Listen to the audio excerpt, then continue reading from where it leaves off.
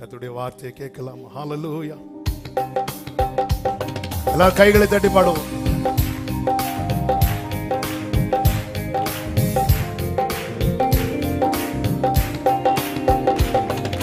சிலுவை சுமந்தோராய் சீஷனாகுவோம், சிலுவை சுமந்தோராய் சீஷனாகுவோம், சிந்தை வாழ்விலும் தாழ்மை தரிப்போம், நிந்தை சுமப்பீனும் சந்தோஷம் கொள்வோம், சிந்தை வாழ்விலும் தாழ்மை தரிப்போம், நிந்தை சுமப்பீனும் சந்தோஷம் கொள்வோம். சொல்லுவோம். இயேசு தாங்குவார், அவரே சுமப்பார், ஒருபோதும் கைவிடவே மாட்டார். இயேசு தாங்குவார், அவரே சுமப்பார், ஒருபோதும் கைவிடவே மாட்டார். ஹல்லேலூயா, ஹல்லேலூயா, ஆமென். Hallelujah, Hallelujah, Hallelujah. சொந்த பந்தங்கள் சொல்லால் கொல்லலாம், சொந்த பந்தங்கள் சொல்லால் கொல்லலாம், மாற்றோர் சதி செய்து மதிப்பை கெடுக்கலாம், மாற்றோர் சதி செய்து மதிப்பை கெடுக்கலாம். அவருக்காகவே அனைத்தும் இழந்தாலும் அதை மகிமை என்றெண்ணிடுவே,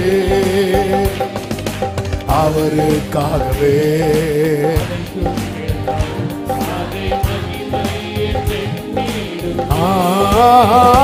ஹல்லேலூயா, ஹல்லேலூயா, ஹல்லேலூயா, ஹல்லேலூயா, ஹல்லேலூயா, ஹல்லேலூயா. வாழ்வும் இயேசுவே, வாழ்வும் இயேசுவே, சொல்லுங்க. சாவும் லாபமே, வாழ்வும் இயேசுவே, அவர் பெருகவும் நான் சிறுகவும், அவர் பெருகவும் கிருபை தருகிறார், கிருபை தருகிறார், விருதா வாக்கிலே அதை நித்தமும் காத்து கொள்வே, கிருபை தருகிறார், விருதா வாக்கிலே அதை நித்தமும் காத்து கொள்வே. ஹல்லேலூயா, ஏராமாமா சந்தனரே, ஆமென். ஹல்லேலூயா, ஆமென். ஹல்லேலூயா. ஓ விண்ணை விட்டு விண்ணை விட்டு கண்ணை அகற்றிடே, விண்ணை விட்டு கண்ணை அகற்றிடே, மண்ணின் வாழ்வையும் குப்பையாய் எண்ணுகிறேன், மண்ணின் வாழ்வையும் ஆமென். விண்ணின் வார்த்தைக்கு என்னை தருகிறேன்,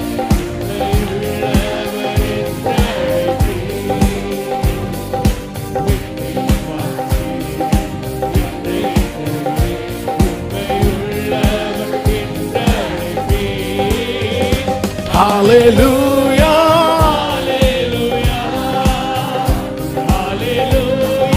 ஹல்லேலூயா, ஹல்லேலூயா, ஆமென். ஹல்லேலூயா.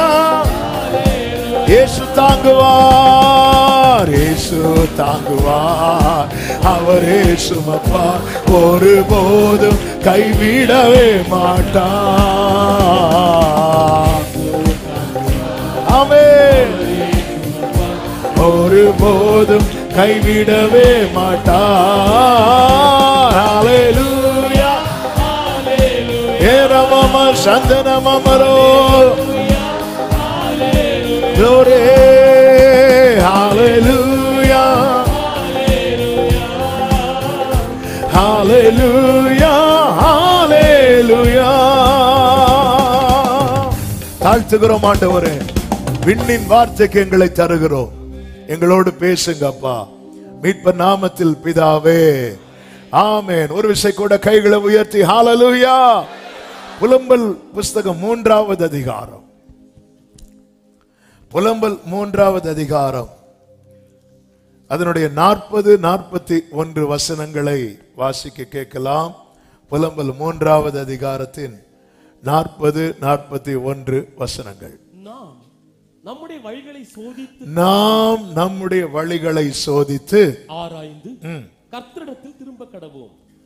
நாம் நம்முடைய கைகளோடும் கூட நம்முடைய இருதயத்தையும் பரலோகத்தில் இருக்கிற தேவனிடத்திற்கு ஏறெடுக்க கடவோம். இன்று பேசும்படி பரிசுத்த ஆவியானவர் கடந்த நாட்களிலே சிந்தையில் கொண்டு வந்து இடைப்பட்ட கர்த்தருடைய வார்த்தை. நாம் நம்முடைய வழிகளை சோதித்து ஆராய்ந்து கர்த்தரிடத்தில் திரும்ப கடவோம். கர்த்தரிடத்தில் திரும்ப கடவோம். ஏற்கனவே நாம் திரும்பினவர்கள், ஆனால் ஆவியானவர் சொல்லுகிறார், நீ கொஞ்சம் உன் வழிகளை பாரு. இந்த புலம்பல் 3வது அதிகாரம் எரேமியா எழுதும் போதே எப்படி அதை ஆரம்பிக்கிறார் என்றால், ஆண்டவருடைய சினத்தின் மிலாற்றினால் உண்டான சிறுமையை கண்ட புருஷன்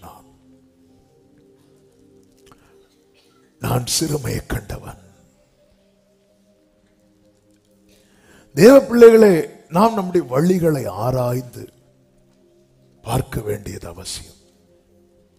கர்த்தரிடத்தில் திரும்ப நாம் நம்முடைய கைகளோடு கூட நம்முடைய இருதயத்தையும் பரலோகத்தில் இருக்கிற தேவனிடத்தில் ஏறெடுக்க கடவோம் என்று சொல்லப்பட்டிருக்கிறது.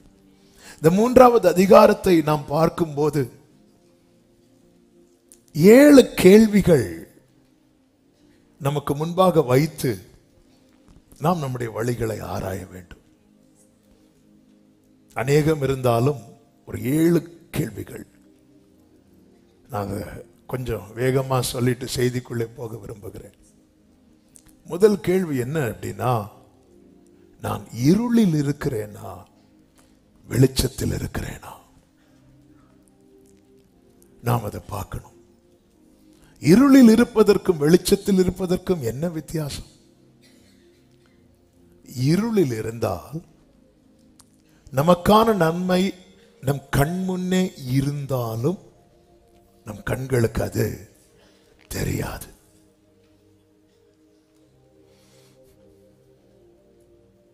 பொதுவா அதாவது பிள்ளைங்க ஓடி அப்படி வீட்டில் விளையாடிட்டு இருப்பாங்க. திடீர்னு கரண்ட் போனதுமே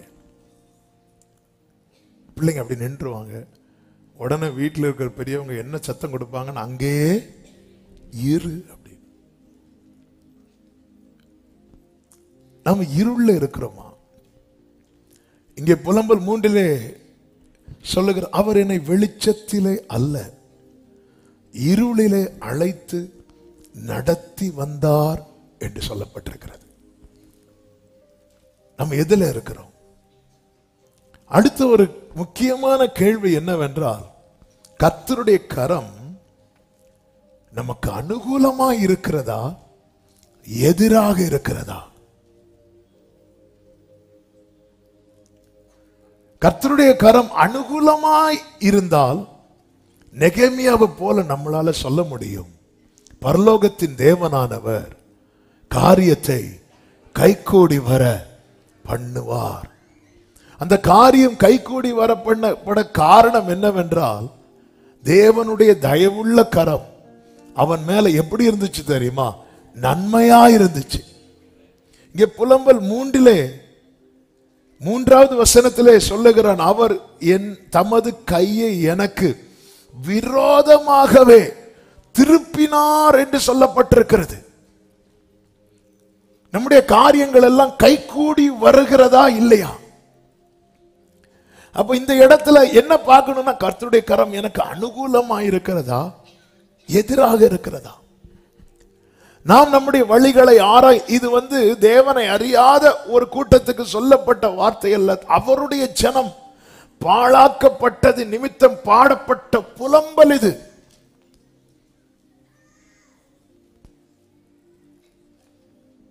நிறைய காரியத்தை செய்யறோம், வாய்க்கப்பட மாட்டேங்குது.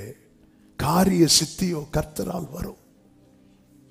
ஒரு காரியம் சித்திக்கப்பட வேண்டுமானால் அல்லது வாய்க்கப்பட வேண்டுமானால் அது பரலோகத்திலிருந்து தான். ஒரு ஊரே சேர்ந்து பாபேல் கோபுரத்தை கட்டினாங்க. அதை கட்டுறதுக்கு எந்த எதிர்ப்பும் இல்லை, எந்த தடையும் இல்லை. ஆனா பரலோகம் அதை அங்கீகரிக்காதபடியினாலே அது தாறுமாறாக்கப்பட்டது.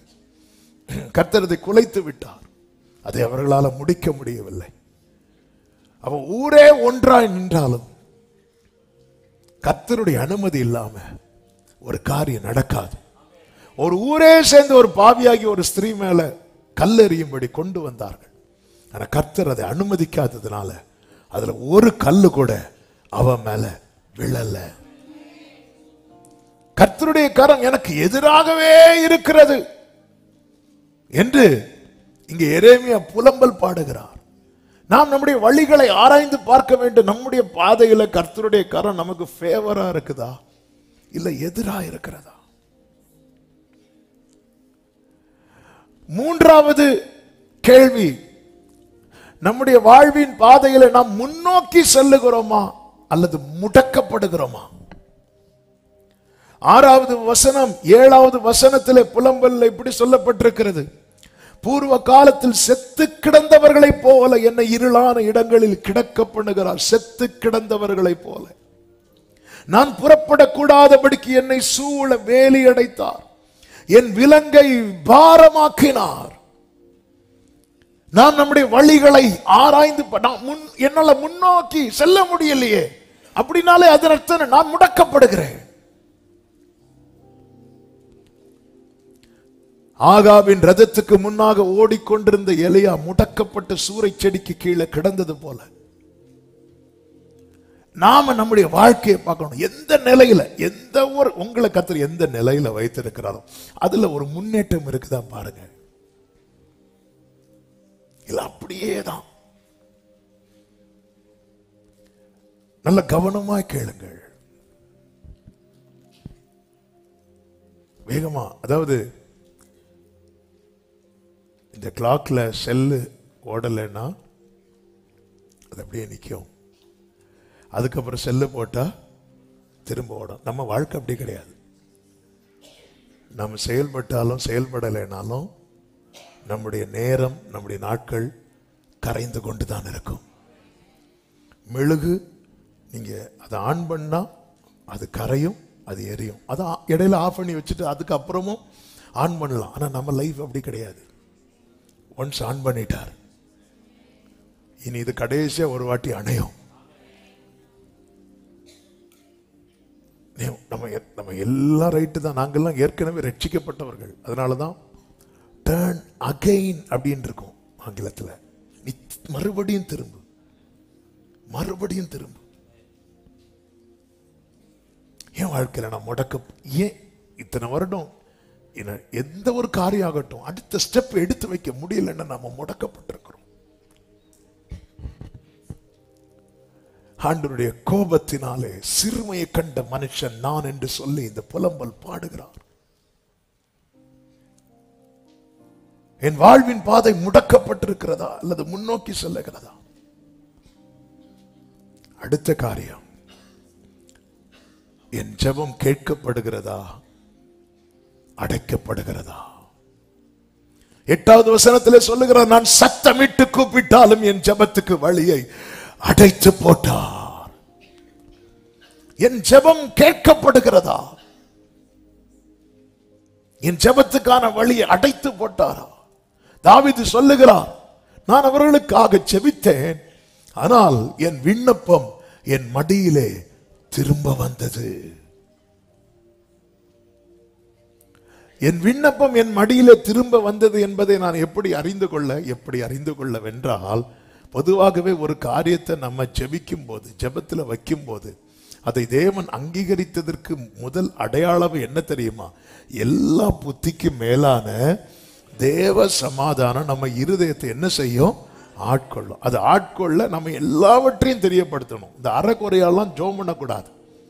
நம்ம கூட்டமா ஜோம் பண்ணும்போது ரொம்ப ஷார்ட்டா ஜோம் பண்றோம், ஏன்னா நம்ம நேர கருதி. ஆனால் நம்ம பர்சனல் ப்ரேயர்ல இந்த அறக்குறையா மேலோட்டமா அப்படியெல்லாம் ஜோம் பண்ணக்கூடாது. எல்லாவற்றையும் தெரியப்படுத்தணும், ரொம்ப டீட்டெயிலாக தெரியப்படுத்தணும். அதனால தான் உங்க பர்சனல் ப்ரேயர்ல நீங்க முதல்ல அது 10 நிமிஷம் ஆனாலும் சரி, 10 மணிக்கூர் ஆனாலும் சரி, ஆண்டவர்கிட்ட ஓப்பனா இருக்கணும். அப்படி தெரியப்படுத்தும் போது எல்லா புத்திக்கும் மேலான தேவ சமாதானம் நம்முடைய இருதயத்தை என்ன செய்யும்? ஆட்கொள். நான் எல்லா ஸ்தோத்திரத்துடன் கூடிய ஜெபத்தினாலும் வேண்டுதலினாலும் தெரியப்படுத்தினதுக்கு அப்புறமும் இன்னும் அந்த சமாதானம் எனக்குள்ள வரலன்னா இந்த கேள்வி எனக்கு முன்னாக இருக்கிறது: என் ஜெபத்துக்கான வழியை அடைத்து போட்டாரா, இல்லை என் ஜெபத்தை கேட்கிறாரா?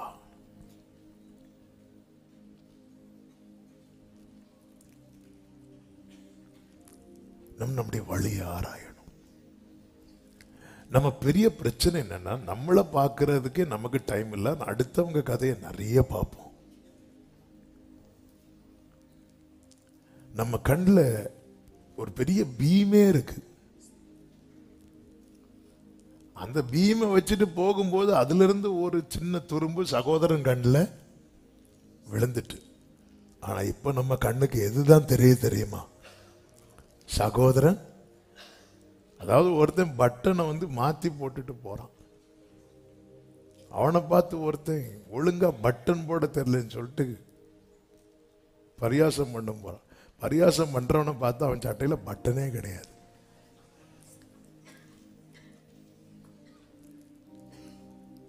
நம்ம பல நேரத்தில் நம்ம என்ன பண்ணிட்டு இருக்கோம்? நம்ம ஜெபம் பண்றோம். ஜெபம் கேட்கப்படுதா? நாங்க இப்படி ஒரு பிசினஸ் பண்ணிட்டு இருக்கிறோம், அடுத்த ஸ்டெப் எடுத்து வைக்க முடியுதா? நாங்கள் ரட்சிக்கப்பட்டவங்க தான், இன்னும் ஒன்னும் பார்க்கலையே. இந்த செய்தி தேவனை அறியாதவர்களுக்கு சொல்லப்படுகிற செய்தி அல்ல. தேவனை அறிந்த தேவ ஜனம் என்று பெயர் பெற்றவர்கள் மறுபடியும் கர்த்தரிடத்தில் திரும்பும்படியான செய்தி.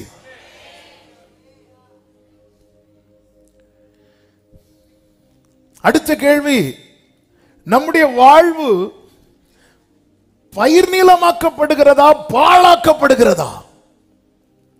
11வது வசனத்திலே சொல்லுகிறார், என் வழிகளை அப்புறப்படுத்தி என்னை துண்டித்து போட்டார், என்னை பாழாக்கி விட்டார் அப்படிங்கிறார்.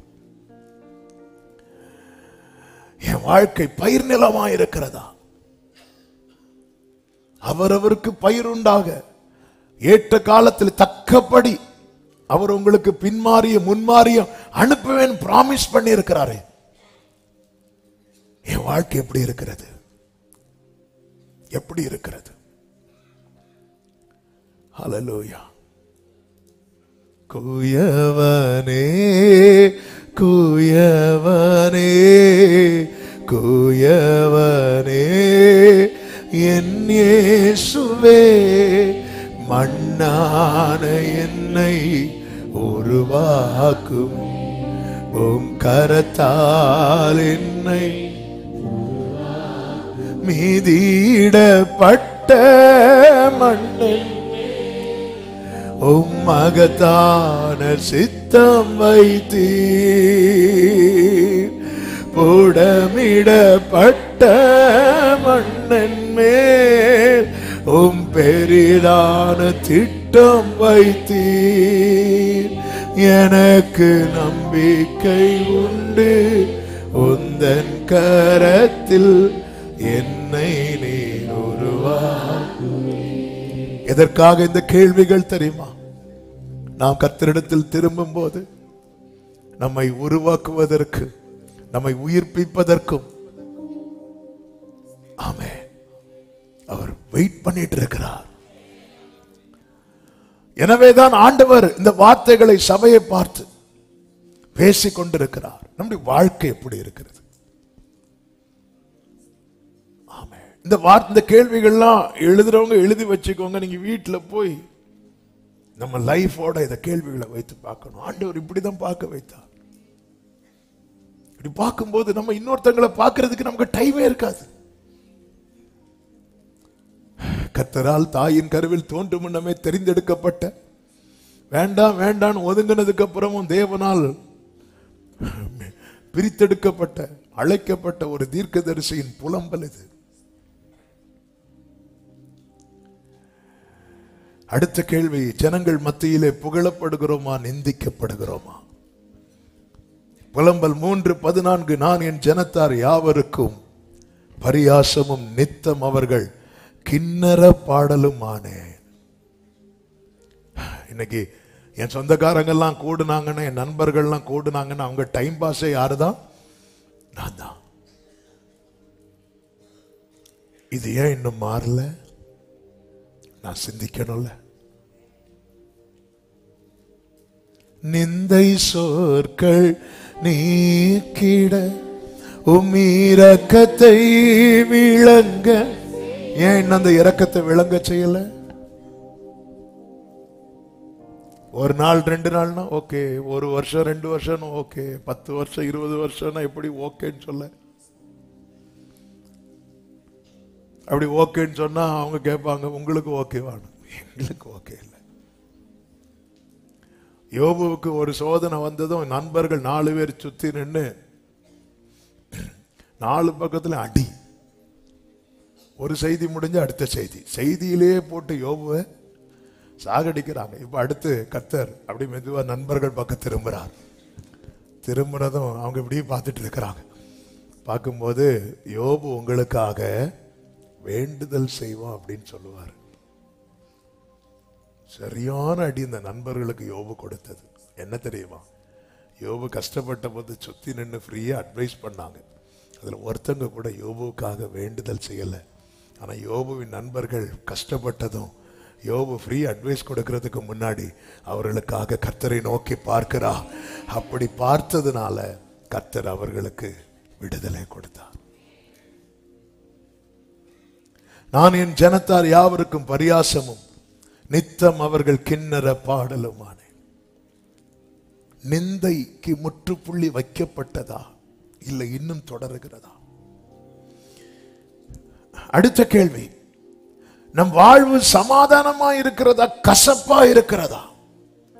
15வது வசனம், கசப்பினால் என்னை நிரப்பி எட்டியினால் என்னை வெறிக்க செய்தார்.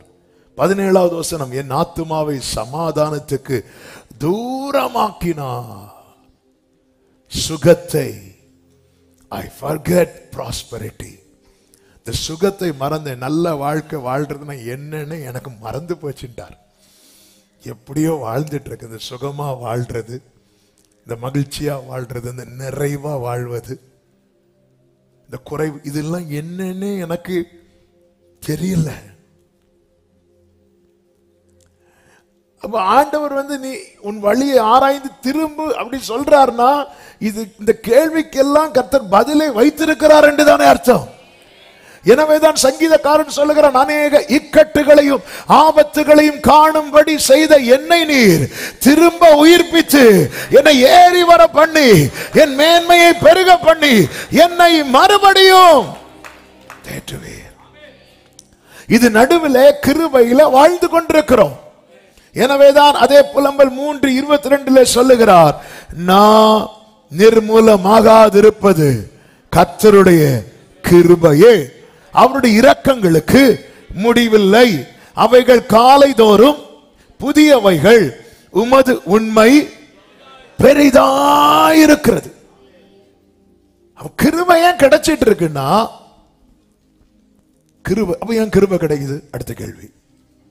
ஆண்டவர் என் ஜெபத்தை அடைத்து போட்டாருன்னு என்கிட்ட ஏதோ இருக்கு, அல்லது என்ன இன்னும் இருள உட்கார வச்சிருக்கிறோம் என்கிட்ட ஏதோ இருக்கு, என் வாழ்க்கை இன்னும் பாழாக்கப்பட்டிருக்குன்னு என்கிட்ட ஏதோ இருக்கு, என் வாழ்க்கையில் இன்னொரு முன்னேற்றம் இல்லைன்னா என்கிட்ட ஏதோ இருக்கு, அப்படி சொல்றீங்களே, அப்ப ஏன் எனக்கு கிருபை கொடுக்கிறார் அப்படிங்கிற அடுத்த கேள்வி வருது. அந்த கேள்விக்கு தான் இங்க ஒரு வார்த்தை, ஆமே, அந்த வேர்டை ஹைலைட் பண்ணி காட்டணும். உமது உண்மை பெரிதா இருக்கிறது. கர்த்தர் கிருபை கொடுக்கிறது நம்முடைய உண்மை நிமித்தம் அல்ல, அவருடைய உண்மை நிமித்தம். நான் நிர்மூலமாக. அப்ப இந்த கிருபையில நாம் என்ன செய்யணும் அப்படின்னா, சரி செய்யணும், நம்ம ஆராயணும். ஏன் ஏன் என் ஜெபம் கேட்கப்படல? ஏன் இத்தனை வருடம் ஆகியும் இந்த நிந்தை தொடர்ந்து கொண்டே இருக்கிறது? இந்த பழிச்சொல் இருந்து கொண்டே இருக்கிறது. யோபுவின் வாழ்க்கையில் ஒரு சிறையிருப்பை மாற்றும் தருணத்தை வைத்தாரே. எலிசபெத் வாழ்க்கையில நிந்தை நீங்கும் தருணத்தை வைத்தாரே. எல்லார் லைஃப்லயும் ஒரு பிரேக் த்ரூ இருந்தது. ஏன் என் லைஃப்ல வரல? அவர் பாழானதை பயிரிலமாக்குகிறவர் என்றல்லவா வேர்டு இருக்கு. என் வாழ்க்கையில ஏன் இன்னும் அந்த செழிப்பை நான் பார்க்கவில்லை? இன்னும் ஏன் என் வீட்டில் ஒரு சமாதானம் இல்லாமலே இருக்கிறது? இன்னும் ஏன் என் குடும்பத்துல ஒரு சந்தோஷம், ஒரு நிறைவு இல்லாம இருக்கிறது? பிரியமானவர்களே, இப்படி நம்ம யோசித்து இருக்கிறோமா? வழிகளை ஆராய்ந்து கர்த்தரிடத்திலே திரும்பணும். நமக்கு தேவன் பாராட்டுகிற கிருபைய ஏதோ நம்முடைய நீதியினால் கிடைத்தது என்று எண்ணக்கூடாது. அவருடைய உண்மை அது. இஸ்ரவேல் ஜனங்கள் ஆண்டவருடைய உண்மையை அதை நம்ம தியானித்தா இன்னைக்கு நேரம் பத்தாது. இஸ்ரவேல் ஜனங்கள் கர்த்தர் இருக்க வேண்டிய ஸ்தானத்துல வேறொன்றை உயர்த்தி வைத்து வழிபட்டுருவாங்க. ஆண்டவருக்கு அவ்வளோ கோபம் வரும். ஆனால் அவருடைய கோபம் ஒரு நிமிடம், அவருடைய தயவு நேடிய வாழ்வு. இந்த கோபம் தயவா மாறணும்னா அது நடுவில் ஒருத்தர் நின்று பரிந்து பேசணும். அன்று இஸ்ரவேலருக்காக நின்றது மோசே. இன்று நமக்காய் நிற்கிறவர் நம் ஆண்டவராகிய இயேசு கிறிஸ்து. இயேசு இல்லைன்னா இல்ல. ஆமேன் சொல்லுங்க பார்க்கலாம். அப்போ ஜனங்களை அழிக்கல. இப்ப ஆண்டவர் சொல்லுகிறார் மோசையை பார்த்து, யாத்திராக 33வது அதிகாரம் 1, 2, 3 வசனங்களிலே கர்த்தர் மோசையை நோக்கி, நீயும் எகிப்து தேசத்தில் இருந்து நீ அழைத்து கொண்டு வந்த ஜனங்களும் இவ்விடத்தை விட்டு புறப்பட்டு, அடுத்த வார்த்தை கவனி, உன் சந்ததிக்கு கொடுப்பேன் என்று நான் ஆபிரகாமுக்கும் ஈசாக்குக்கும் யாக்கோபுக்கும் ஆணையிட்டு கொடுத்த பாலும் தேனும் ஓடுகிற தேசத்திற்கு உண்மையில இந்த இடத்துல நீங்க போகாதீங்கன்னு சொல்லி இருக்கணும். ஆனா கர்த்தர் சொல்லுகிறார், நீங்கள் போங்கள். அடுத்து சொல்லுகிறார், நான் ஒரு தூதனை உங்களுக்கு முன்பாக அனுப்புகிறேன். கானானியனையும் எமோரியனையும் ஏத்தியனையும் பெர்ஷியனையும் ஏவியனையும் எபூசியனையும் துரத்தி விடுவான். ஆனாலும் நான் வழியிலே உங்களை நிர்மூலம் பண்ணாதபடிக்கு நான் உங்கள் நடுவில் செல்ல மாட்டேன். இங்க பாருங்க, கர்த்தர் சொல்லிட்டார். எப்படி சொல்லியிருக்கணும்? நான் வரமாட்டேன், உனக்கு அது கிடைக்கவும் கிடைக்காது சொல்லியிருக்கணும். ஆனா அவர் கொடுப்பேன் என்று வாக்கு கொடுத்ததுனால அவருடைய உண்மையை பார்த்தீங்களா? நீங்க போங்க, நான் தூதன் அனுப்புறேன், நான் வந்தேன்னு அடிச்சிருவேன். ஆண்டவருடைய இன்னைக்கு நமக்கு ஏதாவது நம்ம கையில கிடைத்து இருக்குன்னா அது அவருடைய உண்மையினால கிடைத்தது. இன்னைக்கு நம்ம ஆண்டவர் சமூகத்துல நான் நிக்கிறதும் நீங்க வந்து உட்கார்ந்து இருக்கிறது அவருடைய உண்மையினால. ஹல்லேலூயா. தாவீது நாட்களிலே தாவீதுக்கு தேவன் பிராமிஸ் பண்ணார், என் கிருபையை விட்டு நான் உன்னை விட்டு உன் குடும்பத்தை விட்டு நான் விலக்க மாட்டேன். தாவீதுக்கு பிற்பாடு சாலமோன் எழும்பினான். சாலமோனை கர்த்தரை விட்டு தூரம் போனான். அதன் பிறகு ரெகோபயாம் எழும்பினான். ரெகோபயாமோ இன்னும் துன்மார்க்கமாய் போனதும் கர்த்தர் அந்த இஸ்ரவேல் கோத்திரத்தை 10-2ஆக பிரிக்க ஆரம்பித்தார். யூதா கோத்திரத்தை மாத்திரம் மீதியாக வைத்திருக்கிறார். ஏன் தெரியுமா? கர்த்தருடைய உண்மையினால. யெரொபெயாமுக்கு தேவ மனிதனை கொண்ட வார்த்தையை சொல்லும் போது 1 ராஜாக்கள் 11வது அதிகாரம் 36, 39 வசனங்களை பார்க்கும் போது, என் நாமம் விளங்கும்படிக்கு நான் தெரிந்து கொண்ட நகரமாகிய எருசலேமிலே என் சமூகத்தில் என் தாசனாகிய தாவீதுக்கு என்னாலும் ஒரு விளக்கு இருக்கத்தக்கதாக அவன் குமாரனுக்கு ஒரு கோத்திரத்தை கொடுப்பேன். 39, இப்படி நான் இந்த காரியத்தின் நிமித்தம் தாவீதின் சந்ததியை சிறுமைப்படுத்துவேன், ஆகிலும் என்னாலும் அப்படி இராது. இதுதான் தேவனுடைய உண்மை. எனவேதான் தீமோத்தேயுக்கு எழுதும்போது, தன்னுடைய ஓட்ட முடிவில் தீமோத்தேயுக்கு எழுதும்போது அப்போஸ்தலனாகிய பவுல் இப்படி எழுதி வைக்கிறார்.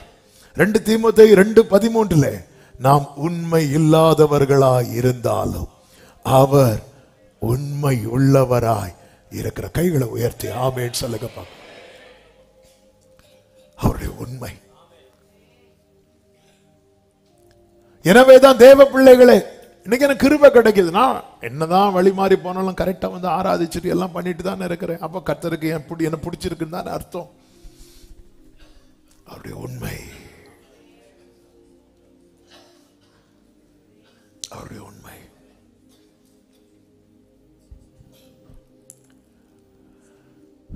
நாம் நம்முடைய வழிகளை ஆராய்ந்து, நம்மை பார்க்கிறவங்க சொல்லணும், பாழாக்கப்பட்டது பயனிலமாயிற்று. நம்மை பார்க்கிறவர்கள் சொல்லணும், ஆகாதென்று தள்ளின கல் தலைக்கல் ஆயிற்று. நம்மை பார்க்கிறவர்கள் சொல்லணும், இவர்களுடைய ஜெபத்துக்கு பதில் கிடைத்தது. நம்மை பார்க்கிறவர்கள் சொல்லணும், இவர்கள் முடங்கி கிடந்தார்கள், இப்பொழுது முன்னேறுகிறார்கள். நம்மை பார்க்கிறவர்கள் சொல்லணும், இவர்களுடைய கூடாரம் சமாதானத்தோடு இருக்கிறது. ஆமென் சொல்லுங்க பார்க்கலாம். எனவேதான் எரேமியாவை கொண்டு கர்த்தர் எழுதுகிறார். எரேமியா 22வது அதிகாரம் அதனுடைய 21வது வசனத்தை வாசியுங்கள். 22, 21. நீ சுகமாய் வாழ்ந்திருக்கையில் நான் உனக்கு சொன்னேன். நீ சுகமாய் வாழ்ந்திருக்கையில் நான் உனக்கு சொன்னேன். நீ கேளேன்.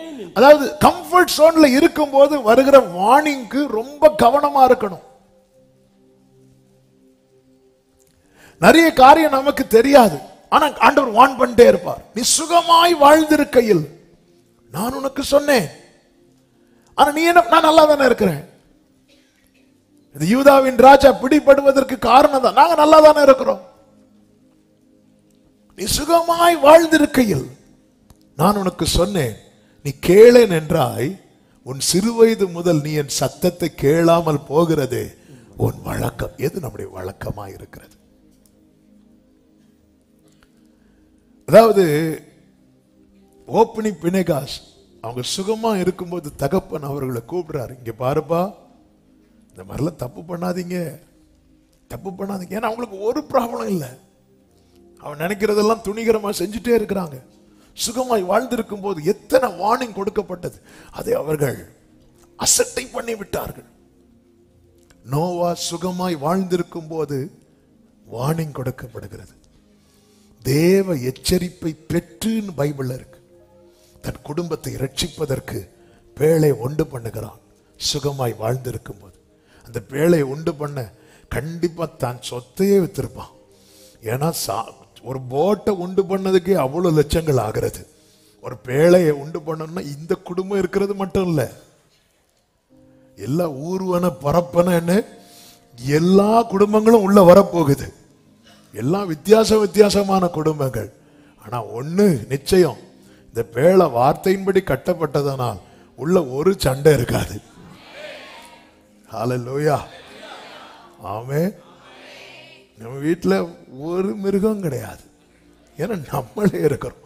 சண்டை போடுறதுக்கு வேர்டு இல்ல, ஒரே சண்டை. அங்க பாருங்க, சிங்கமும் இருக்கு, ஆடும் இருக்கு. வெளியே வரும்போது உண்மையில சிங்கம் மட்டும்தான் வந்திருக்கணும், நோவாவே வந்திருக்க கூடாது. ஆனா அந்த பேழை வார்த்தையின்படி கட்டப்பட்டதுனால உள்ள பல டைப் மக்கள். ஹல்லேலூயா, நம்ம எல்லாம் பல டைப் மக்கள். வார்த்தை நம்மளை அப்படி சேர்த்து உட்கார வச்சிருக்கு, பிடிச்சு வச்சிருக்கு. ஆமே, நம்முடைய குடும்பம் வார்த்தையின்படி கட்டப்படுவதாக. சத்தமா ஆமேன்னு சொல்லுங்க. அப்ப அந்த குடும்பத்தில் சண்டை இருக்காது, சச்சரவு இருக்காது, சந்தேகமே இருக்காது. ஆமென், ஆமென், ஹல்லேலூயா. கர்த்தர் உங்களை ஆசீர்வதிப்பாராக. நீ சுகமாய் வாழ்ந்திருக்கையில் நம்ம லைஃப பார்க்கணுங்க. வீக்லி ஒன்ஸாவது கொஞ்சம் டைம் ஸ்பெண்ட் பண்ணி திங்க் பண்ணணும், என் லைஃப் எப்படி இருக்கு. கொஞ்சம் உங்களுக்கு வீட்டில் அதுக்கான பிரைவசி இல்லையா? எங்கேயாவது போங்க, எங்கேயாவது ஓடி போறது சொல்ல, கொஞ்சம் தனியா தள்ளி போய் உட்காரு, கொஞ்சம் தள்ளி போய் உட்காருங்க. ஃபோன்லாம் ஆஃப் பண்ணி வச்சுட்டு கொஞ்சம் டைம், என் லைஃப் எப்படி இருக்கு. நான் ரட்சிக்கப்பட்டவன் தானே, நான் ஜீவனுள்ள தேவனை ஆராதிக்கிறவன் தானே, நான் ஒரு நாமம் தரிக்கப்பட்டவன் தானே, அபிஷேகம் பண்ணப்பட்டவன் தானே, என் வாழ்க்கையே எப்படி இருக்கு. நம்ம அதை மெடிடேட் பண்ணணும். ஆராயும் போது ஆவியானவர் உணர்த்துவார். உணர்த்தும் போது உடனே நம்ம அடுத்து இமீடியட்டா செய்ய வேண்டிய அடுத்த காரியம் தெரியுமா? அப்பான்னு திரும்பிடணும். இளையகுமாரன் திரும்பிட்டான். ஹல்லேலூயா. அவன் இழந்து போன அனைத்தையும் தகப்பன் திருப்பி கொடுக்கிறார். ஹல்லேலூயா. வஸ்திரத்தை கொண்டு வா அப்படின்னு சொல்லிட்டு அப்பா வேலைக்காரன் சொல்லும் போது, வேலைக்காரன் உண்மையில என்ன கேட்டிருக்கணும் தெரியுமா? என்ன கேட்டிருக்கணும்? எந்த வஸ்திரம், யாருக்கு வஸ்திரம்? ஏன்னா இளையகுமாரன் போகும்போது கர்ச்சீஃபை கூட விட்டு வைக்கல, தூக்கிட்டு போயிட்டான். சிலர்லாம் போகும்போது யூஸ் பண்ண சோப்பு துண்டவர தூக்கிட்டு போயிடுவாங்க, அவ்வளவு விட்டு வைக்க மாட்டான். அவன் அவ்வளத்தையும் எடுத்துட்டு போறான். அப்ப திருப்பி வரும்போது வஸ்திரம் கொண்டு வா. எந்த வஸ்திரம்? இவனுக்கு ஒரு வஸ்திரமும் செட் ஆகாது. எப்படி செட் ஆகும்? இவன் சாப்பிடாம மெலிந்த பசு போல வந்திருக்கிறான். வீட்டில் இருக்கிற வேலைக்காரங்கெல்லாம் சாப்பிட்டு சாப்பிட்டு கொளுத்த பசுக்கெல்லாம் வந்திருக்கிறாங்க. எந்த வஸ்திரம்? அவன் தகப்பன் ஆல்ரெடி செட் பண்ணி வச்சிருக்கிறார். அவனுக்கான மோதிரத்தை எடுத்துட்டு வா, அவனுக்கான அதிகாரத்தை எடுத்துட்டு, பாதரட்சி எடுத்துட்டு வா. நீங்க திரும்பிட்டீங்கன்னு வைங்கள, கர்த்தர் ஆயத்தம் பண்ணினத இமீடியட்டா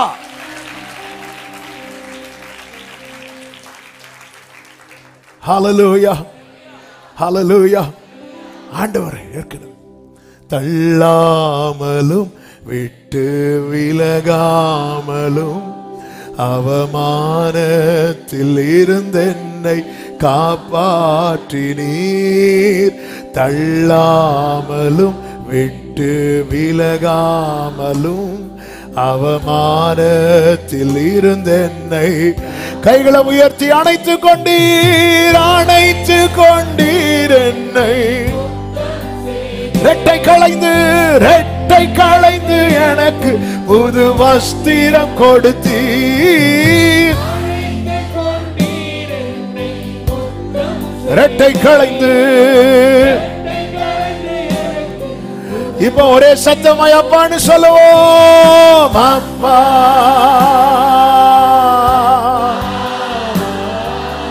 மகனா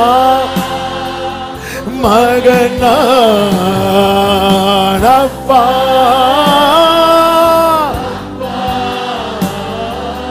மகனா உங்க பிள்ளைப்பா. கண்ணின் மணிதானே, கண்ணின் மணிதானே அப்பா, நானும் கண்ணின் அப்பாவும் கண்ணின் நான் கண்ணின். எனவேதான் நாம் நம்முடைய வழியை ஆராய்ந்து பார்க்க வேண்டும், பார்க்கணும். 3 காரியங்கள் நாம் கவனிக்க வேண்டிய 3 பிரதானமான, அநேக உண்டு. அதை 3 சுருக்கி கொடுக்கப்பட்ட நேரத்துக்குள்ள சொல்ல நாம் கவனிக்க வேண்டிய 3 முக்கியமான காரியங்கள். இதெல்லாம் வைத்துவிட்டு என்ன? முதல் காரியம், தேவனோடு உள்ள உறவு சரியாக இருக்கிறதா? என்னால எப்ப வேணாலும் ஆண்டவரோடு கான்டாக்ட் பண்ண முடியும் என்கிற நிலை இருக்கிறதா? தேவனோடு உள்ள உறவு. நான் அந்த 3ஐயும் சொல்லி விடுகிறேன், அதன் பிறகு அதை கொஞ்சம் எக்ஸ்பிளைன் பண்ணி நான் ஜெபித்து முடிக்க விரும்புகிறேன். தேவனோடு உள்ள உறவு சரியாக இருக்கிறதா? 2, நம்முடைய வாழ்வின் பயணம் கர்த்தருக்கு பிரியமானதா இருக்கிறதா? நம்முடைய வாழ்க்கை ட்ராக் இருக்குல்ல, வாழ்வின் பயணம் கர்த்தருக்கு பிரியமானதா இருக்கிறதா? 3, நமக்கு ஒப்புவிக்கப்பட்டதை சரியாக கையாளுகிறோமா? நமக்கு தேவன் கொடுக்கிறார்ல, கொடுத்த குடும்பமாகட்டும், ஊழியமாகட்டும், வேலையாகட்டும், திறமையாகட்டும், தாளந்தாகட்டும், என்ன வேணாலும் இருக்கட்டும், நமக்கு தேவன் ஒப்புவித்த அவருடைய கிருபைகள். பவுல் சொல்லுகிறார், நான் தேவனுடைய கிருபைகளை விருதாவாக்குகிறதில்லை. நமக்கு ஒப்புவிக்கப்பட்டவைகளை சரியாக கையாளுகிறோமா? இந்த 3 காரியத்தை நம்ம கவனிக்கணும். இது சரியாகும் போது எல்லாமே கிளியர் ஆகிரும்.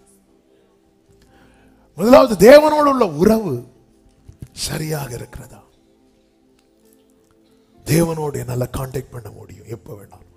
தாவீது ஜெபிக்கிறார், நான் எப்பொழுதும் வந்தடையத்தக்க ஆண்டவரே, எனக்கு எப்பனாலும் என்னால ஜெபிக்க முடியுது, என்னால துதிக்க முடியுதுங்கிறது மாதிரி நீங்க இருக்கணும்பா எனக்கு.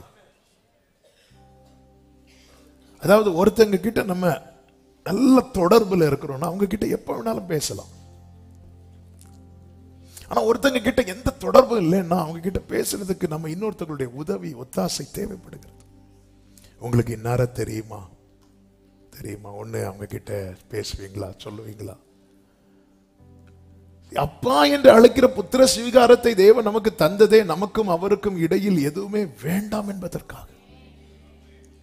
எங்களுக்காக வேண்டிக் கொள்ளும் என்று இன்னொரு நபரை உள்ளே கொண்டு வர வேண்டிய அவசியமே இல்லை. எரேமியாவை கொண்டு கர்த்தர் சொல்லுகிறார் 2வது அதிகாரம் 13வது வசனத்தில், என் ஜனங்கள் 2 தீமைகளை செய்தார்கள். அதுல ஒன்று என்ன தெரியுமா? ஜீவ தண்ணீர் ஊற்றாகிய என்னை விட்டு விட்டார்கள். என்னை விட்டுட்டாங்க. எது வரைக்கும் அவங்க கூட இருந்தாங்களா? அதுக்கு மேல படிக்கும் போது தெரியும், அந்த நன்மையான அந்த கானானுக்குள்ளே அவங்களை நடத்தி கொண்டு போறது வரைக்கும் கூட இருந்தாங்க. வனாந்திரத்தை கடக்கிறது வரைக்கும் கூட இருந்தாங்க. நம்மில் அநேகர் அப்படிதான். ஒவ்வொரு குறிப்பிட்ட காரியத்துக்காக ஆண்டவரை பிடித்துக் கொள்வோம். அந்த காரியம் முடிந்ததும் அல்லது அந்த காரியம் நமக்கு வாய்க்கப்பட்டதும் ஆண்டவரை விட்டு விடுகிறோம். இப்ப எக்ஸாம் டைம் பயங்கரமா எல்லாரும் பிடித்திருப்போம் ஆண்டவரை. பிள்ளைங்க பிடிக்கிறாங்களோ இல்லையோ, பெற்றோர் பிடிச்சிருவாங்க. அதுக்கப்புறம் பிள்ளைகளுக்கு லீவு, பெற்றோருக்கு லீவு. அதுக்கப்புறம் எக்ஸாம் வந்த நாள் பிடிக்க போவாங்க. பிடி கிடைக்காது. அப்போ உடனே போன் வரும், ஒரே பயமா இருக்கு. ஏன்னா அங்க என்ன கிடைக்கல? பிடி கிடைக்கல. பயமா இருக்கு. பிடி கிடைக்கலன்னா பயம் வரும். அத்தனை புயலின் நடுவிலும் பவுல் எழுந்து நின்று தன்னோடு இருந்த 275 பேருக்கு திடன் சொல்ல காரணம் என்னவென்றால் பிடி இருந்துச்சு. அந்த புயல்ல சிக்னல் கிடைக்குது. தேவனோடு உள்ள உறவை நாம் பார்க்க வேண்டும். உபாகம் 32:18 ஆண்டவர் மோசேயை கொண்டு சொல்லுகிறார், உன்னை ஜெனிப்பித்த கன்மலையை நீ நினையாமற் போனாய், உன்னை பெற்ற தேவனை நம்ம நினைக்க மறக்கும் போது ஆண்டவரை மறக்க தொடங்கிட்டோம்னு அர்த்தம். ஆண்டவரை நினைக்கணும். ஹல்லேலூயா. ஆண்டவரை நினைக்கணும். அந்த நினைவு, நினைவெல்லாம் பேச்செல்லாம் என் வாஞ்சையெல்லாம் நீரே, உம்மோடு நான் நடக்கணுமே, உம்மோடு நான் பழகணுமே, உந்தன் சித்தம் செய்யணுமே என் அன்பே. பிரியமானவர்களே, ஆண்டவரோடு உள்ள உறவு இருக்கிற எல்லாருக்கும், சின்ன பிள்ளைங்களுக்கு சொல்றேன், ஆமே, இந்த சின்ன பிள்ளைங்களை இந்த மெசேஜ் டைம்ல தனியா கூட்டிட்டு போய் அவங்களுக்கு சண்டே கிளாஸ் வச்சா நம்ம டிஸ்டர்பன்ஸ் இல்லாமல் என்ன கேட்கலாம்? மெசேஜ் கேட்கலாம். ஆனால் அப்படி வைக்காம ஏன் பிள்ளைங்க கொஞ்சம் பேசினாலும் பரவாயில்லன்னு உள்ள உட்கார வச்சிருக்கிறோம் தெரியுமா? சாமுவேல் என்னும் பிள்ளை ஆண்டான்ட்ட கர்த்தர் பேசினார். இந்த கூட்டத்தில் நான் எல்லாரையும் அப்படிதான் பார்க்கிறேன். ஒரு என்கவுண்டர் இந்த சின்ன வயசுல பிள்ளைகளுக்கு உண்டாயிட்டுனா, செர்மன் டைம்ல டிஸ்டர்பன்ஸே இல்லாம பிள்ளைங்கள்லாம் தூக்கிட்டு போயிடலாம். யூத்தை தனியா கொண்டு போய் உட்கார வச்சிடலாம். அப்படி டிஸ்டர்பன்ஸ் இல்லாம அப்படி ஜம்முன்னு உட்காந்துருந்து அழகா ப்ரீச் பண்ணதுக்கும் ஈஸி, கேட்கறதுக்கும் ஈஸி. ஆனா இல்ல, ஏன்னா அந்த உறவுங்கிறது பிறந்த குழந்தை 18 வயசுக்கு அப்புறம் அப்பான்னு கூப்பிடுறதில்ல, அது சில மாதங்களே பான்னு கூப்பிட்டாலே அவ்வளவு சந்தோஷம். கர்த்தர் உறவை தந்திருக்கிறார், உறவை தந்திருக்கிறார். உதவாத என்னில் நீங்க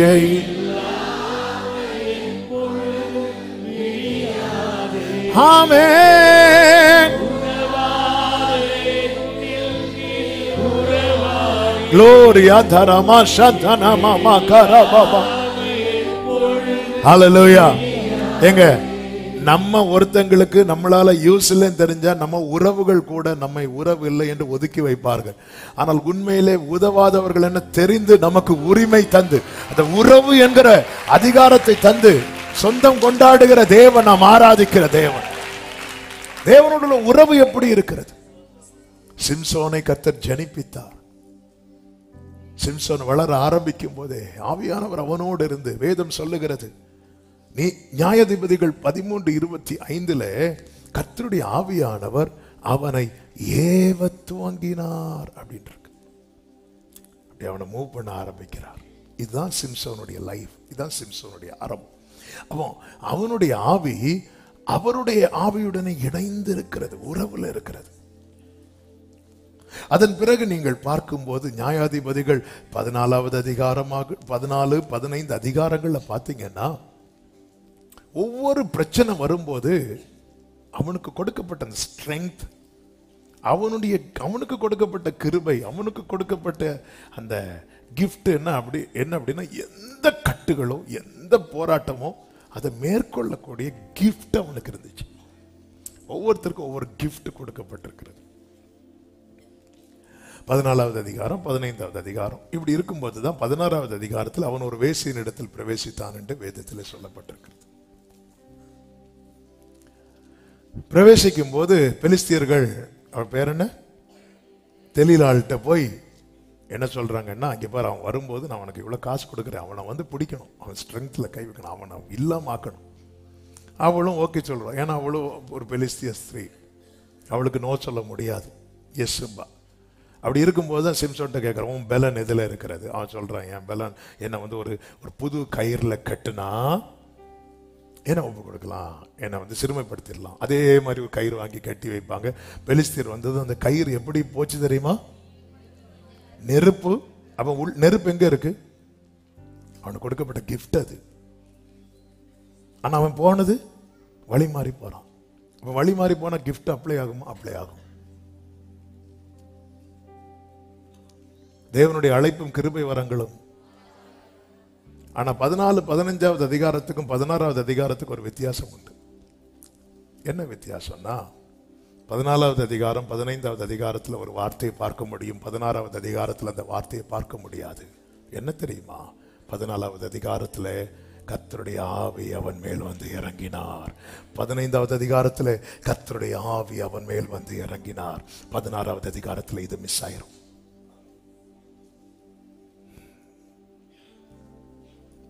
கிஃப்ட் இருக்கு, ஃபெலோஷிப் இல்ல.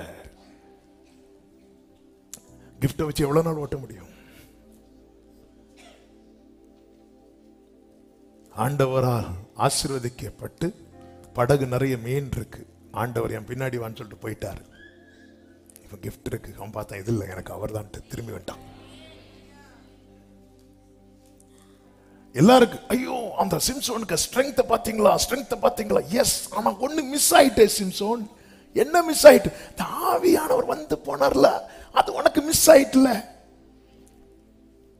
உன்கிட்ட நேற்று உரிமை இருந்துச்சு, அவருக்கு அந்த உறவு இருந்துச்சு, இன்னைக்கு அது இல்ல.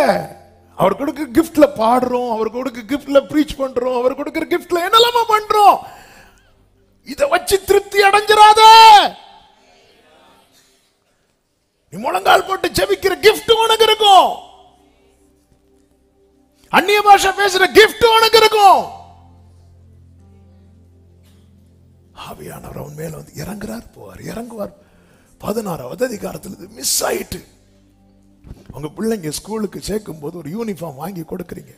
உங்க பிள்ளைங்க படிக்கலன்னு சொல்லிட்டு யூனிஃபார்ம் வாங்கிடுவீங்களா? இல்ல.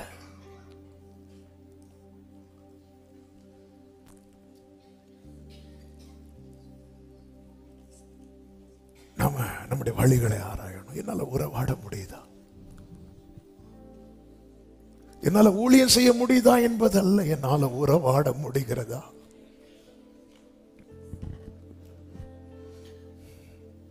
ஏன்னா நம்ம நிறைய நம்மை பழக்கு வைத்திருக்கிறதுனால நிறைய பழகிட்டு நமக்கு. தாவீது பாவம் செய்து விட்டு போய் பலி செலுத்துகிறான், ஏன்னா பலி செலுத்தி பழகிட்டு. ஆனா உறவு அங்க கட்டாகுது. கட்டானதனுடைய ரிசல்ட், அவன் பண்ண தப்புனால அவன் இருதயம் துடிக்கல. ஆனா அன்னைக்கு உறவு இருந்ததுனால சவுலுடைய வஸ்திரத்தை லைட்டா கட் பண்ணது நெஞ்சு பக்கு பக்கு பக்குன்னு அடிக்குது. இப்போ அந்த அடியெல்லாம் இல்ல. ஆனா பலி செலுத்துறார்.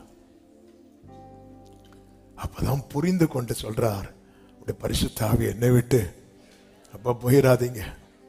பலிகள் உமக்கு பிரியமானதல்ல. தேவனுக்கு ஏற்கும் பலிகள் நொறுங்குண்டாவைதான். தேவ பிள்ளைகளே, அந்த உறவு இல்லைன்னா ஒண்ணுமே கிடையாது. உறவு ரொம்ப முக்கியம். ஆண்டவரோடு எனக்கு அது கட்டாயிடக்கூடாது. வேற எது கட்டானாலும் பரவாயில்ல, அது கட்ட இந்த அப்படி எனக்கு கொஞ்ச காலம் இருந்துட்டு போறோம். வேதம் என்ன சொல்லுகிறது? உம்மை உறுதியாய் பற்றி கொண்ட மனதை உடையவன் உம்மையே நம்பி இருக்கிறபடியால் நீர் அவனை பூரண சமாதானம். என்ன தெரியுமாங்க? இங்கேயும் வாழ வைப்பார், அங்கேயும் வாழ வைப்பார். அவனுக்கு ஏமாற்றம் வராது. அவனுக்கு ஏமாற்றம் வராது. ஹல்லேலூயா. ஆமென். அது உறவு இருக்குதா? உறவு ரொம்ப முக்கியம். கிறிஸ்துவுடனே கூட ஐக்கியமா இருப்பதற்கு நம்மை அழைத்த தேவன் உண்மை உள்ளவர் என்று 1 கொரிந்தியர் 1:9 என்று நினைக்கிறேன் அதிலே சொல்லப்பட்டிருக்கிறது. நம்ம மேல இருக்கிற அழைப்பே அதுதான். Fellowship with Jesus Christ. தம்முடைய குமாரனும் நம்முடைய கர்த்தருமாய் இருக்கிற இயேசு கிறிஸ்துவுடனே ஐக்கியமாய் இருப்பதற்கு. ஆமென். இது மிஸ் ஆயிட்டு வேதம் என்ன சொல்லுகிறது தெரியுமா?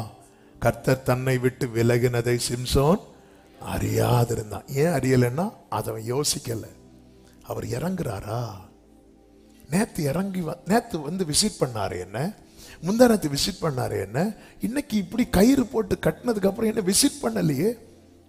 அப்போ அது எனக்கு கொடுக்கப்பட்ட கிஃப்ட். அது எனக்கு கொடுக்கப்பட்ட கிஃப்ட். அது எனக்குள்ள இருக்கிற பலன். அது தேவன் வைத்த பலன், தேவன் வைத்த கிருபை. ஹல்லேலூயா. உறவு எப்படிப்பட்டதா இருக்கிறது?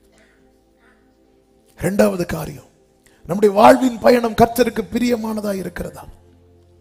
எரேமியா 6வது அதிகாரம் 16வது வசனத்திலே கர்த்தர் எரேமியாவை கொண்டு சொல்லுகிறார், வழிகளிலே நின்று பூர்வ பாதைகள் எவை என்று கேட்டு விசாரித்து நல்ல வழி எங்கே என்று பார்த்து அதிலே நடவுங்கள். அப்பொழுது உங்கள் ஆத்துமாவுக்கு இளைப்பாறுதல் கிடைக்கும் என்று கர்த்தர் சொல்லுகிறார். நீ நின்னு கேளு, எது நல்ல வழி, எது நல்ல வழி. எனவேதான் தாவீது ஜெபிக்கிறார், உமக்கு பிரியமானது செய்ய எனக்கு கற்றுத்தாரும். நீரே என் தேவன், உம்முடைய நல்ல ஆவியானவர் என்னை செம்மையான வழியிலே. நீரே என் தேவன், உம் நல்ல பரிசுத்த செம்மையான. காலம் சென்ற டாக்டர் கிறிஸ்டோபர் அங்கிள் காலை 5 மணி ஜெபம் ஆரம்பிச்ச நாட்கள்ல அவங்க வருவாங்க. அதுக்கப்புறம் அவங்க தான் அதை ஃபுல்லா நடத்திட்டு இருந்தாங்க. அவங்களுக்கு ஆரோக்கியம் இருந்த நாள் வரைக்கும் எல்லா ஜெபத்தையும் முடிக்கும் போது இந்த சங்கீதம் 143:10 சொல்லி தான் முடிப்பாங்க. உமக்கு பிரியமானதை செய்ய கட்டுத்தார். நீரே என் தேவன், நல்ல ஆவியானவர், செம்மையான வழியில என் பாதை கர்த்தருக்கு பிரியமா இருக்கணும். ஹல்லேலூயா, ஹல்லேலூயா. மல்கியா 1:10 ஆண்டவர் தீர்க்கதரிசியை கொண்டு வேதனையோடு அவருக்கு பலி செலுத்தும்படியான ஆசாரியர்களை கர்த்தர் இப்படி சொல்லுகிறார். அவர்களை பார்த்து நம்ம எல்லாரும் தேவன் ஆசாரியர்களாய் ராஜாக்களாய் மாற்றி இருக்கிறார். இங்கே ஆண்டவர் வேதனையோடு சொல்லுகிறார், உங்களில் எவன் கூலி இல்லாமல் கதவுகளை பூட்டுவான்? என் பலிபீடத்தின் மேல் அக்கினியை கூலி இல்லாமல் கொளுத்தவும் மாட்டீர்கள். உங்கள் பேரில் எனக்கு பிரியமில்லை. நம்ம ஆராதிக்கணும்னா கூலி எதிர்பார்த்து தான் நாங்க ஆராதிக்கிறோம். ஆண்டவர் நான் ஆராதிக்கிறேன், எனக்கு அது செய்வீங்களா, இது செய்வீங்களா, நான் உமக்கு ஊழியம் செய்கிறேன், எனக்கு அப்படி பண்ணுவீங்களா, இப்படி பண்ணுவீங்களா, நான் ஆலயத்தில் வந்து நின்று எல்லாம் செய்கிறேன், எனக்கு அது பண்ணுவீங்களா, இது பண்ணுவீங்களா? ஆண்டவருக்கு அது வலிக்குதான். ஏங்க காணிக்க கூட அப்படிதானங்க கொடுக்கிறோம். நம்ம அநேகர் தசபாகம் கொடுத்தா பண்டக சாலை ஃபுல்லா என்ன ஆகுமா? கூலி எதிர்பார்த்து தானே மனப்பூர்வமாய் செய்கிறோமா? எந்த ஒரு காரியம் நான் இப்படி ஜெபம் பண்றேன் ஆண்டவரே, நான் இப்படி பண்றேன், எனக்கு நாங்க எல்லாவற்றையும் விட்டு வந்தோமே, எங்களுக்கு என்ன தருவீர்? ஆமென். உங்களில் எவன் கூலி இல்லாமல் கதவுகளை போட்டுவான்? அதாவது நமக்கான கூலி கிடைக்காததும் எத்தனை காரியங்களை ஸ்டாப் பண்ணிட்டோம். பைபிள் ஒழுங்கா வாசிக்கிறதே ஸ்டாப் பண்ணிட்டோமே, ஒரு ஜெபத்தை ஸ்டாப் பண்ணிட்டோமே, ஆராதனை ஸ்டாப் பண்ணிட்டோமே, தேவனை பாடி துதிக்கிறத ஸ்டாப் பண்ணிட்டோமே. கூலி கிடைக்கல, கூலி கிடைக்கல. கூலி கொடுக்க உடனே வேலைக்காரன் அழைக்கல, பிள்ளையா சுதந்திரம் கொடுக்க வைத்திருக்கிறார். நீ வேலைக்காரன்னா கூலிக்கு பாத்திரமா? நீ பிள்ளை, அவரோடு கூட நீ இருந்து கூலி கொடுக்கணும். இன்னைக்கு ஒழுங்கா ஜபம் இல்ல, இன்னைக்கு பாட்டு இல்ல, ஆராதனை இல்லை, எனக்கு கூலி கிடைக்கல, எனக்கு இதுல பிரியமே இல்லை, நான் உனக்கு இதை செய்வேங்கிறத மனசுல வச்சுட்டு நீ எனக்கு கொடுக்கிற காணிக்கு எனக்கு பிரியம் இல்லை என்கிறார். தசமா கொடுத்த நமக்கு அது கிடைக்கும் இல்லப்பா, அது ஒரு நன்றி அடையாளம். அப்பா எனக்கு தாவீது சொன்னார்ல, நீர் எனக்கு தந்து, நீ உங்க கையில இருந்து வாங்கி அவ்வளவுதான், அதுக்கு மேல இது தந்துட்டு இனி நேரவே பேங்க் பேலன்ஸ் செக் பண்ணது, போட்டாரா. கூலி இல்லாம ஆண்டவர் சொல்ற, நீங்க ஒரு கூலிய மனசுல வச்சு நீ ஜெபிக்காத, எனக்கு பிடிக்கல. ஏன்னா நான் உன்னை இது வந்து யாருக்கு சொல்றது? லேவியருக்கு சொல்றார், ஆசாரியர்களுக்கு சொல்லுகிறார். கர்த்தர் நம்மை ஆசாரியர்களாய் மாற்றி இருக்கிறார். நான் தான் சுதந்திரம். ஆமே, நம்ம பிள்ளைங்க ஒன்றை மனசுல வச்சுட்டு நம்ம கிட்ட பழகுறதுங்கன்னா அது நமக்கு தெரிய வந்துட்டு வைங்களேன், அந்த வலி என்பது வேற. இதனால நம்ம எத்தனை ஜெபத்தை ஸ்டாப் பண்ணி இருக்கிறோம், ஃபாஸ்டிங்கை ஸ்டாப் பண்ணி இருக்கிறோம், அதிகாலை எத்தனை நம்ம லைஃப்ல எவ்வளவு நல்ல காரியங்கள் இருந்துச்சு எல்லாத்தையும் ஸ்டாப் பண்ணிட்டோம். ஏன்னா எதிர்பார்த்த கூலி கிடைக்கல. இந்த கம்பெனி மாறுறது போல, அங்க சேலரி நிறைய கொடுக்கறாங்க, மாத்திடுவோம். எனக்கு இதுல பிரியம் இல்லை சொல்லிட்டு தான் சொல்ல, உங்கள் கைகளில் உள்ள காணிக்கை எனக்கு உகந்ததல்ல. ஏன்னா நீ மனப்பூர்வமா அதை கொடுக்கல, ஆண்டவருக்கு இப்படி கொடுத்தா அவர் நமக்கு எப்படி செய்வார், நீ கூலி எதிர்பார்த்து கொடுக்கிற. வழிகள் கர்த்தருக்கு பிரியமா இருக்கிறதா?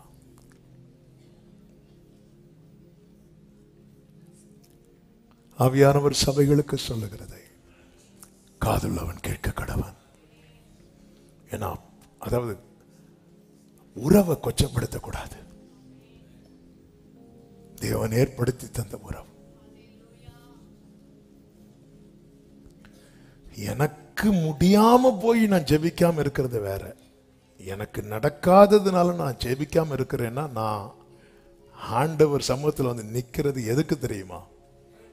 கூலிக்காக. இளையகுமாரன் திரும்பி வந்தது பிள்ளையாக அல்ல, வேலைக்காரனாக தான் வந்தான். ஆனா தகப்பன் அவனை யாரா பார்க்க முடியல தெரியுமா? வேலைக்காரனா பார்க்க முடியல. தூதனை தேவனால் பிள்ளையாய் பார்க்க முடியாது, என்னை அவரால் வேலைக்காரனா பார்க்க முடியாது. இதை எனக்கு அவர் பாராட்டின கிருபை. உனக்கு கூலி வேணுமாடான்னு கேட்டா,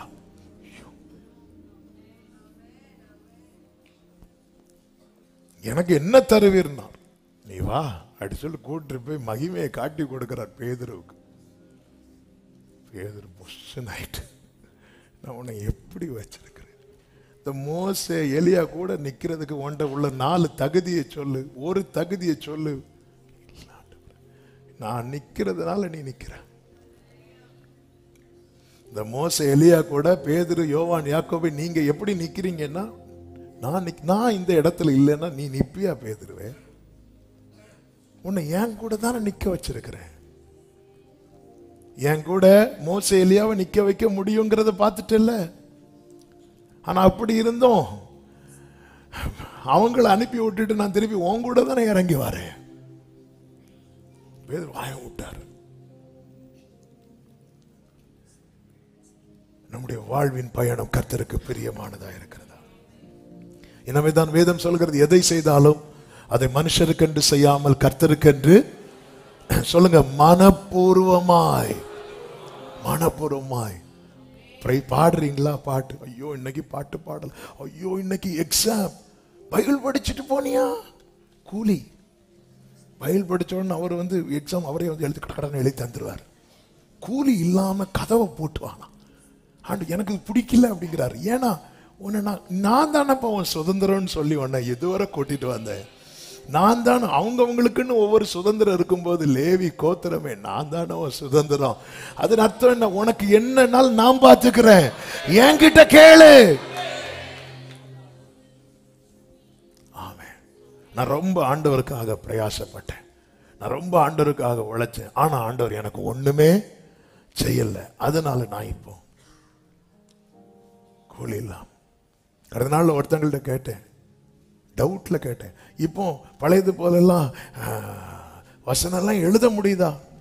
தாங்க. எத்தனை வருஷம் ஆச்சு? 4 வருஷம் ஆச்சு. எனக்கு கூலி கிடைக்கல. முந்தி இப்படி எழுதி எழுதி எழுதி மனப்பாடம் பண்ணி அப்படியே வாஸ்து வாஸ்து வாஸ்து வாஸ்து வாஸ்து வாஸ்து வாஸ்து வாஸ்து பார்த்தா நம்ம நம்ம நம்ம வெளிப்படுத்தினதை பார்த்தா அவ்வளோ வாஞ்சையில வெளிப்படுத்துன்னு பார்த்தா கடைசியில் கூலி இல்லாம போச்சு. கூலி இல்லாம போனது நம்ம ஜபம் எல்லாம் காலியாச்சு. ஜபம் போச்சு, எல்லாம் போச்சு. ஆனால் எதிர்பார்த்த கூலி கிடைக்கல. ஆண்டவர் பார்க்குறாரு, உன்னை நான் எப்படி வச்சிருக்கிறேன். ஹல்லேலூயா. நம்ம வீட்டில் ஒரு ஃபங்க்ஷன் நடக்குது. வேலை செய்கிறவங்களுக்கு அந்த வேலைக்கான கூலி கொடுக்கும்போது நம்ம பிள்ளைகளுக்கும் போய் நீ எவ்வளோ நேரம் வேலை பார்த்த, இன்னும் 500 ரூபான்னு கொடுப்போமா? கொடுத்தா பிள்ளை வாங்குவோம், அது வேற. அவனுக்கு கிடைச்சது ஆனால் நம்ம கொடுப்போமா? கொடுக்க மாட்டோம். அந்த வரிசையில் பிள்ளை நின்று இப்படி கை நீட்டி நிற்கிறத பார்த்தா எப்படி இருக்கும் தெரியுமா? அந்த கம்பை எடுத்துட்டு வா.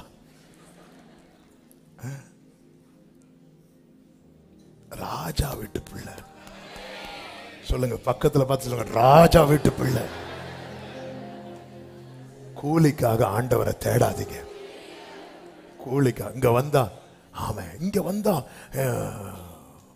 அப்படி இப்படி. ஒரு சகோதரி சர்ச்சு ஒரு நாள் வரும்போது, ஃபர்ஸ்ட் வராங்கன்னு நினைக்கிறேன், வரும்போது பாஸ்டர் இங்க கல்ற உண்டாடு.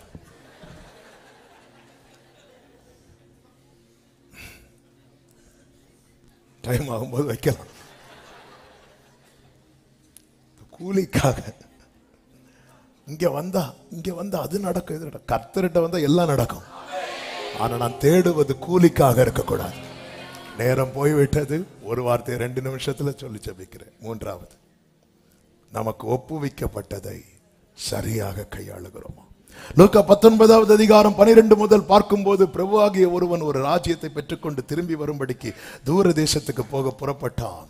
புறப்படும் போது அவன் தன் ஊழியக்காரர்கள் 10 பேரை அழைத்து அவர்களிடத்தில் 10 ராத்தல் திரவியம் கொடுத்து, நான் திரும்பி வரும் அளவும் இதை கொண்டு வியாபாரம் பண்ணுங்கள் என்று சொன்னான். 15வது வசனம், அவன் ராஜ்யத்தை பெற்றுக்கொண்டு திரும்பி வந்தபோது தன்னிடத்தில் திரவியம் வாங்கியிருந்த அந்த ஊழியக்காரரில் அவன் வியாபாரம் பண்ணி சம்பாதித்து இவ்வளவு என்று அறியும்படி அவர்களை தன்னிடத்தில் வரவழைத்தான். எத்தனை பேருக்கு வரவழைத்து இந்த ராத்தலை கொடுத்து விட்டு போகிறான்? 10 பேர். எத்தனை பேர்? 10 பேர். எதுக்காக போகிறார்? ராஜ்யத்தை பெற்றுக்கொண்டு திரும்பி வரும்படி. இதெல்லாம் இயேசு கிறிஸ்து தம்மை முன்னிறுத்தி தான் சொல்லிக் கொண்டிருக்கிறார் தம்முடைய ஜனத்துக்கு, தம்முடைய சீஷர்கள். அழைக்கப்பட்ட ஒவ்வொருவருக்கும் என்று தேவன் ஒன்றை ஒப்புவித்து விட்டு தான் போயிருக்கிறார். அவர் ராஜ்யத்தை பெற்றுவிட்டு சகல தூதர்களோடும் பரிசுத்தவான்களோடு கூட ஆரவார எக்கால தோனியோடு கூட பிரதான தூதனோடு கூட அவர் வரும்போது அவர் எதிர்கொண்டு போக ஆயத்தமா இருக்கணும். அதுல ஒப்புவிக்கப்பட்டதை சரியாய் கையாண்டவனை குறித்து வேதம் சொல்லுகிறது. முந்தினவன் then came first அப்படின்றது. ஃபர்ஸ்ட் ஒருத்தன் நிக்கிறான். நல்ல கவனமா கேளுங்க.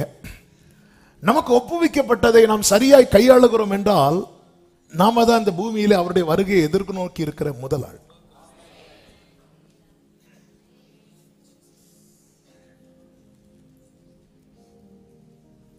முந்தினவன். இன்னைக்கு ஏன் அந்த எப்போ வருவீர் என் இயேசுவே ஏங்கி உள்ளம் உம்மை தேடுதே? ஏன் தேட மாட்டேங்குது? ஏன் தேட மாட்டேங்குது? ஏன்னா ஒப்புவிக்கப்பட்டதை சரியா கையாளவில்லை. நம்ம கையில கொடுத்துட்டு போயிருக்கிறார். அதனாலதான் தமஸ்குக்கு போற வழியில சந்திக்கப்பட்ட பவுல் ஆண்டவரை பார்த்து, நான் என்ன செய்யணும்? நான் ஆகாதவனை ஓட விரும்பல. எனக்காய் வைக்கப்பட்டிருக்கிற இந்த நீதியின் கிரீடத்தை நான் சுதந்திரிக்க வேண்டுமானால் நான் அந்த ஓட்டத்தை ஓடி முடிக்கணும். அந்த கோர்ஸை நான் கம்ப்ளீட் பண்ணணும். பவுல் சொல்ற, இந்த தேகத்தை விட்டு பிரிந்து போவது சீக்கிரம் நேரிடும் என அறிந்து எனக்கு ஒரு ப்ராஜெக்ட் கொடுத்துட்டு போயிருக்கிறார். என்ன? நீ ஸ்திரப்பட்ட பின் உன் சகோதரரை நீ குணப்பட்ட பின் உன் சகோதரரை ஸ்திரப்படுத்து. பவுல் அதை மறந்துட்டார். பேதுரு மறந்துட்டார். வயசானதுக்கு அப்புறம் ஞாபகம், ஐயோ இப்படி ஒண்ணு சொல்லிட்டு போயிட்டாரே, என் நாட்கள் வரை கொஞ்ச நாள்ல முடியுமே, கடகடன்னு எழுதுறார். அதான் 1வது நிருபம் 2வது நிருபம். இந்த தேகத்தை விட்டு பிரிந்து போவது சீக்கிரம் நேரிடும் என்று அறிந்து நான் இதை உங்களுக்கு எழுதுறேன் அப்படிங்கிறார். முந்தினவன் அடுத்து சொல்லப்பட்டிருக்கிறது 2வது என்று சொல்லப்பட்டிருக்கிறது. இப்படி சொல்லிவிட்டுதான் 20வது வசனத்துல பின்பு அந்த இடத்துல எத்தனாவது, அட்லீஸ்ட் 10வது நம்பராவது சொல்லி இருக்கணும்ல. முந்தினவன் 2வதுன்னு சொல்லிட்டு இந்த இடத்துல வேறொருவன், என்னோட ஆண்டவர் பேசின வார்த்தை இதுதான், நீ 10 பேரில் ஒரு ஆளா இருக்கலாம், ஆனால் நான் உனக்கு ஒப்புவித்ததை நீ கையாளவில்லை என்றால் உன் அந்த லிஸ்டை விட்டு தூக்கிடுவேண்டார். நான் தெரிந்தெடுக்கும் போது நீ 10ல் ஒருவன், 12ல் ஒருவன், 3ல் ஒருவன், 50ல் ஒருவன், 70ல் ஒருவன், 120ல் ஒருவன். ஆனால் நான் உனக்கு ஒப்புவிக்கப்பட்டதை நீ கையாளவில்லை என்றால் நான் வரும்போது நான் உன் கையில நம்பி கொடுத்துட்டு போனேன், நீ அந்த லிஸ்ட்லயே இருக்க மாட்ட, நீ வேறொருவனாய் மாறிவிடுவார். இந்த வேறொருவனாய் மாறும்போது ஆண்டவர் சொல்ல, எனக்கு உன்னை யாருன்னே தெரியாது, அக்கிரம செய்கைக்காரரே என்னை விட்டு அகன்று போங்கள்.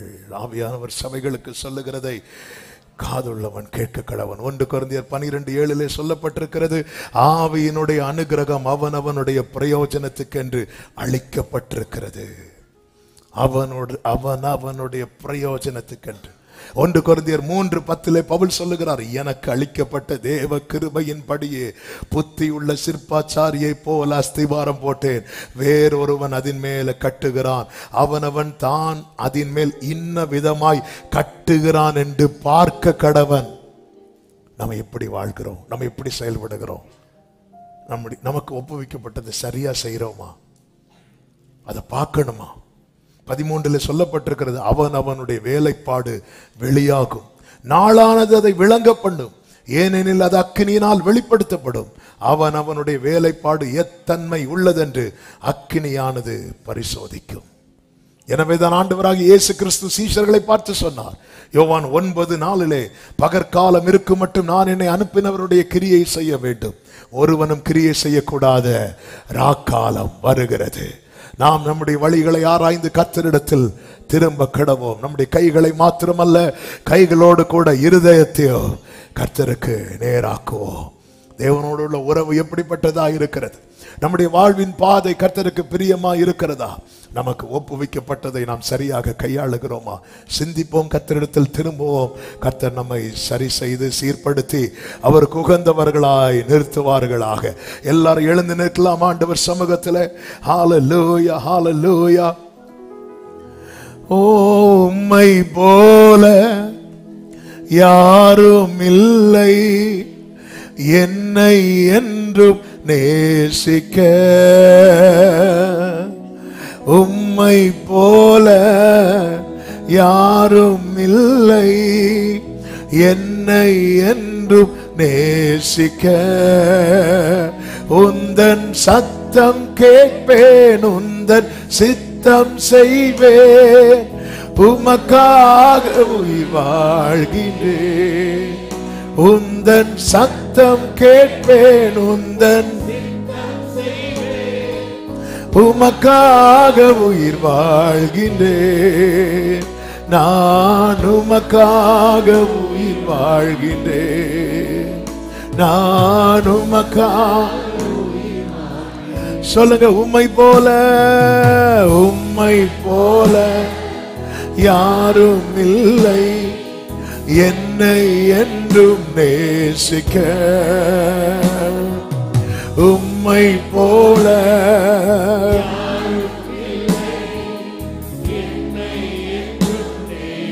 ஆமென். அர்ப்பணிப்போடு உந்தன் சத்தம் கேட்பேன், உமக்காக உயிர் வாழ்கிறேன். உந்தன் சத்தம் கேட்பேன்,